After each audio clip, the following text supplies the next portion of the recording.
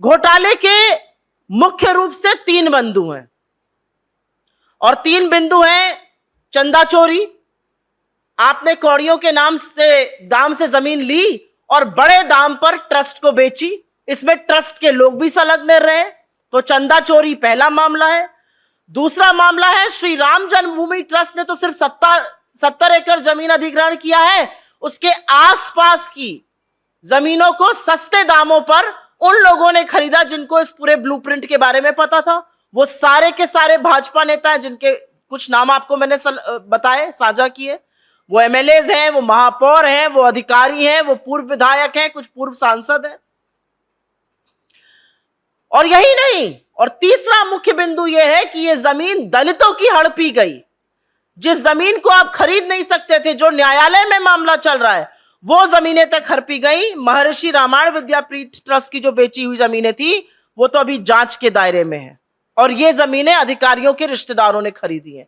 तो चंदा चोरी, मुनाफाखोरी और दलितों की जमीन के साथ, और ये आरोप लगातार कांग्रेस पार्टी उठा रही है, ये आरोप लगातार समूचा विपक्ष उठा रहा है, लेकिन इन आरोपों को लगातार संत समाज भी उठा रहा है, जिसकी आज अवमानना हो रही है, जिसकी आज अनदेखी हो रही है। जून 2021 से लगातार हम इस मामले को उठा रहे हैं कि अयोध्या में जमीन के बड़ा घोटाला चल रहा है। राम जन्मभूमि के ट्रस्ट के पास जो चंदे का पैसा आया है, उस चंदे की चोरी हो रही है और ये काम करने वाले कोई भूमि माफिया नहीं है। जो भाजपा के नेता भूमाफिया बन गए अयोध्या में वो हैं, और थक हार कर उत्तर प्रदेश की सरकार के अंतर्गत आने वाले अयोध्या विकास प्राधिकरण को भी मानना पड़ा ये बात। 40 लोगों की एक सूची जारी करी गई है जो कि जमीन घोटाले में संलिप्त हैं अयोध्या में, और इस 40 लोगों में भाजपा के अयोध्या के विधायक वेद प्रकाश गुप्ता जी, मेयर ऋषिकेश उपाध्याय जी, पूर्व विधायक गोरखनाथ जी के नाम शामिल हैं। वो सूची हम आपके साथ साझा कर लेंगे। उस सूची में तमामों अधिकारी हैं, ऐसे लोग हैं जिनका कॉन्फ्लिक्ट ऑफ इंटरेस्ट है वहां जमीन होने से, क्योंकि ये लूट भाजपा के नेताओं ने मचाई, भाजपा के सांसदों ने मचाई, विधायकों ने मचाई, और इस लूट खसोट अधिकारियों तक ने करी। जिन राजस्व अधिकारियों को प्रमाण देना उन जमीनों पर, उन्होंने भी वहां पर बड़ा घोटाला किया। अयोध्या प्राधिकरण जो उत्तर प्रदेश सरकार के अंतर्गत आता है, उसने मुख्य रूप से बड़ी बातें कही हैं।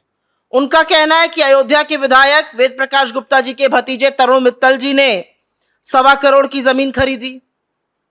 उनका यह भी कहना है कि उन्हीं तरुण मित्तल जी ने, वेद प्रकाश गुप्ता जी जो एमएलए साहब हैं, उनके भतीजे ने एक और 4 करोड़ की जमीन खरीदी 14,860 वर्ग की।